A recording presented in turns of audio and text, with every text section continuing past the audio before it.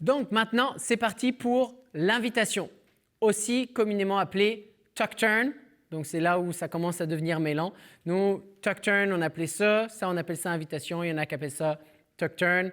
Et d'autres, comment s'appelle l'autre, ils vont l'appeler sugar tuck. Par contre, ce qu'on aimerait, vous avez déjà vu la figure, mais idéalement, ce serait un petit challenge pour vous. Trouvez vous-même la figure en disant, c'est les pieds du left side pass pour les leads et c'est les bras du sugar tuck. Donc, si on fait le left side pass, c'était ça. Boum, boum, ha, boum, boum, ha. Et qu'est-ce qui se passe? Au niveau des bras, c'était les bras du sugar tuck, donc la connexion du sugar tuck. Donc maintenant, à vous d'essayer de trouver cette figure et voir comment ça marche. Let's go. OK, j'espère que vous avez trouvé. Donc maintenant, c'est parti avec l'explication des leads.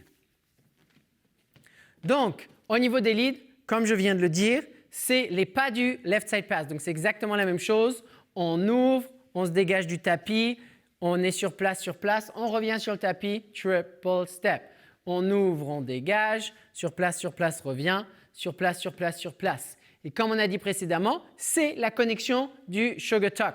Donc ici, qu'est-ce qui se passe? Je vais faire 1, 2, 3 et 4, 5 et 6. Donc si vous vous rappelez de la règle des flasheurs ou clignotants, c'est je lève mon bras et j'indique à ma follow que ça va tourner. Donc je suis ici, 1, 2, 3 et 4, 5 et 6. Si je refais ça une fois, on est ici, on lève 1, 2, 3 et 4, 5 et 6 et c'est tout. Donc c'est parti, on essaie ça en musique. 5, 6, 7 et 1, 2, 3 et 4, 5 et 6 et 1, 2, 3 et 4, 5 et 6 et 1, 2, 3 et 4, 5 et 6. Théoriquement, ça devrait bien aller si vous avez déjà bien maîtrisé votre left side pass et votre tuck. C'est parti pour les follow. OK, fait qu'au niveau des follow, fait qu'on a dit que c'était un mix entre un left side pass et un tuck turn. Fait que ça veut dire que pour nous, on va avoir un déplacement. Fait qu'à chaque fois qu'on a eu des déplacements, nos steps faisaient step, step, triple step, triple step. Là, la petite partie qui est un peu plus compliquée, c'est que quand on a le mix avec le tuck turn, si on se souvient bien, quand on faisait notre tuck turn, on avait à un moment donné un tour pour pouvoir revenir. Fait que là, qu'est-ce que ça veut dire pour nous? Ça veut dire que jusqu'à notre 3 et, ça va rester à peu près la même chose qu'un left side pass normal. Fait qu'on va voir 1, 2, on va sentir que le lead lève la main, on va faire notre 3 et, puis là, du coup, notre 4, au lieu de revenir dans ce sens-là, ce qui va se passer, c'est qu'on va tourner vers la droite pour revenir 5 et 6. Fait que si je refais ça une fois, ça fait step, step, j'ai mon déplacement comme d'habitude, avec mon petit croisé avec ma jambe gauche devant. Le 4, je vais tourner vers ma droite pour revenir triple step. Fait que si je refais ça, step, step, triple, je tourne, triple step, une dernière fois, step, step, triple step, triple step. Même chose à chaque fois qu'on a des déplacements. Vraiment penser en tant que follow, notre but c'est d'essayer de suivre ce que le lead voudrait qu'on fasse. Donc je ne veux pas essayer d'être le plus rapide possible, je veux vraiment prendre mon temps. Fait quand je vais être ici, je vais vraiment attendre que lui me guide le tour, prendre le temps de tourner, revenir tranquillement face à mon lead et pas arriver la première. Ce n'est pas un jeu à savoir qui arrivera le premier avant qui. C'est vraiment d'essayer de prendre son temps quand on le fait. Fait qu'on essaye ça en musique. Et 5, 6, 7, c'est parti. Step, step, triple, je tourne, triple encore. Step, step, triple step. Dernière fois. Step, step, triple step. Triple step. OK, on essaie ça maintenant avec notre partenaire.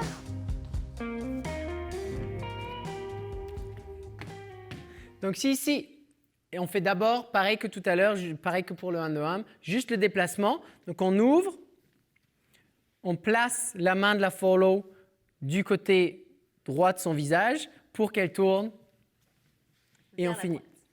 Donc ici, si on se refait ça dans le même sens, Donc on est là, on commence à ouvrir, on lève le bras et la follow passe en dessous. Donc ce qui est important pour les follow, ici, c'est que vous continuez, 1, 2, que vous continuez avec votre bras dans cette direction-là et par là-bas. Donc vous avez la rotation pour aller chercher ici de la connexion et puis après partir. Donc si maintenant on fait ça avec les pieds, ça va nous faire marche, marche, 3 et 4, 5 et 6. Encore une fois, marche, marche, 1, 2, 3, 1, 2, 3. Une dernière fois, et marche, marche, 1, 2, 3, 1, 2, 3. On essaye ça en musique? Et 5, 6, 7, go. Step, step, triple tourne, triple step, step, step, triple step. Encore une fois.